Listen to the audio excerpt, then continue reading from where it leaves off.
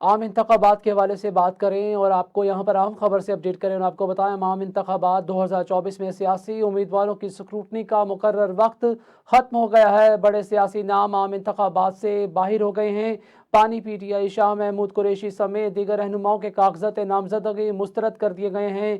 तहरीक इंसाफ के सीनियर रहनुमा और साबिक वज़ीर ख़ारजा शाह महमूद कुरैशी के कौमी असम्बली के हल्का यानी 151 और 150 से कागजात नामजदगी मुस्तरद कर दिए गए हैं, जबकि उनके बेटे ज़ैन कुरैशी और मेहरबानों के कागजात नामजदगी मुस्तरद हुए हैं।